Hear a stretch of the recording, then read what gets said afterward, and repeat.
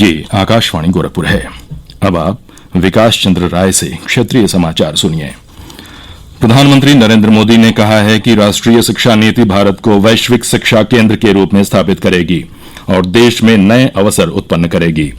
प्रधानमंत्री ने आज वीडियो कॉन्फ्रेंस के जरिए आईआईटी गुवाहाटी के दीक्षांत समारोह को संबोधित करते हुए आशा व्यक्त की कि युवाओं के सपनों से ही आने वाले दिनों में देश की वास्तविकता आकार लेगी। उन्होंने कहा कि राष्ट्रीय शिक्षा नीति का उद्देश्य शिक्षा को प्रौद्योगिकी से जोड़ना है।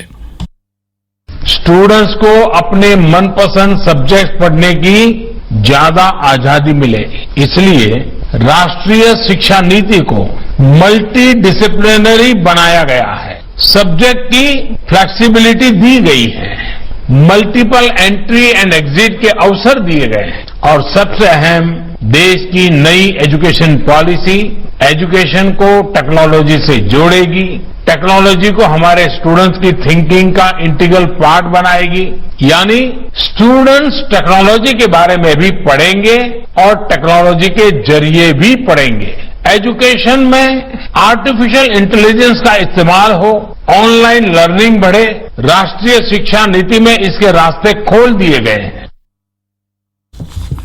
मुख्यमंत्री योगी आदित्यनाथ ने फिल्म जगत को आश्वस्त करते हुए कहा कि 50 साल की जरूरतों को ध्यान में रखकर राज्य में फिल्म सिटी का निर्माण किया जाएगा, जो न सिर्फ सिनेमा जगत की कसौटी पर खरी उतरेगी बल्कि पूरी दुनिया के सामने एक नजीर पेश करेगी।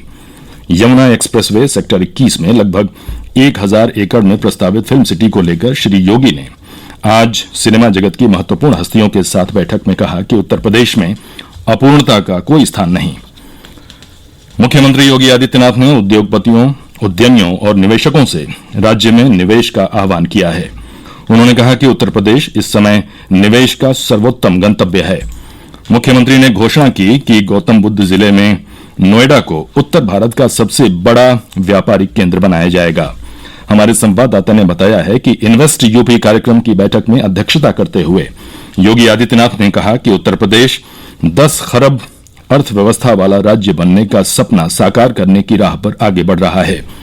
उन्होंने कहा कि प्रधानमंत्री नरेंद्र मोदी ने देश को 50 खरब की अर्थव्यवस्था बनाने का जो लक्ष्य रखा है, उसे पाने में उत्तर प्रदेश का योगदान रहेगा।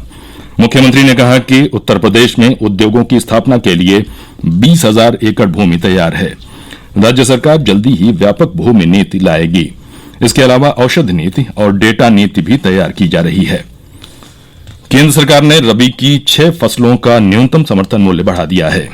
कृषि मंत्री नरेंद्र सिंह तोमर ने लोकसभा में जानकारी दी कि मंत्रिमंडल की आर्थिक कार्य समिति ने गेहूं, चना, मसूर, सरसों, ज्वार और कुसुम फसलों के न्यूनतम समर्थन मूल्य में वृद्धि को मंजूरी दी है। गेहूं की एमएसपी में 50 रुपए क्विंटल की वृद्धि के उपरांत 1975 हो गई है। 225 रुपए की वृद्धि के उपरांत अब 5100 रुपये प्रति क्विंटल चना होगा। मसूर में 300 रुपये प्रति क्विंटल की वृद्धि के उपरांत 5100 रुपये प्रति क्विंटल मसूर अब होगा। सरसों में 225 रुपये की प्रति क्विंटल की वृद्धि के उपरांत अब 4650 प्रति क्विंटल इसका भाव होगा। जौ में 75 रुपये की वृद्धि के उपरांत 1600 रुपये प्रति क्विंटल इसका भाव होगा। कुसुम में 112 की वृद्धि उपरांत 5327 प्रति क्विंटल एमएसपी निर्धारित की गई है। श्री तोमर ने बताया कि सरकार ने पिछले 6 वर्षों में सरकारी खरीद के लिए किसानों के लिए लगभग 7 लाख करोड़ रुपए की राशि मंजूर की है। केंद्रीय गृह मंत्री अमित शाह ने रबी की 6 फसलों का न्यूनतम समर्थन मूल्य बढ़ाने के केंद्रीय मंत्रिमंडल के फैसले का स्वागत किया है। प्रधानमंत्री का आभार व्यक्त करते हुए श्री शाह ने कहा कि मोदी सरकार का प्रत्येक दिन और प्रत्येक क्षण किसानों और गरीबों के हित के लिए समर्पित है।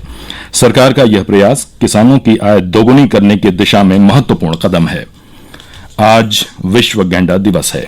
इस अवसर पर केंद्रीय मंत्री प्रकाश जावड़ेकर ने कहा कि भारत में एक सींग वाले गैंडों की संख्या सबसे अधिक है। उत्तर प्रदेश, असम और पश्चिम बंगाल में एक सींग वाले 3000 गैंडे हैं।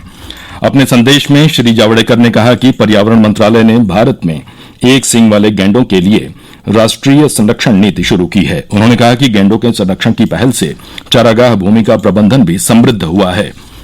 देश में पिछले 24 घंटों के दौरान कोविड-19 से स्वस्थ होने वालों का आंकड़ा 1 लाख को पार कर गया है।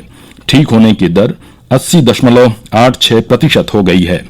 इस दौरान 1,01,468 कोविड मरीजों को स्वस्थ होने के बाद अस्पताल से छुट्टी दे दी गई। केंद्रीय स्वास्थ्य मंत्रालय ने बताया कि अब तक कुल 44,97,867 मरीज स्वस्थ हो चुके हैं। समाचार समाप्त हुए। नमस्कार।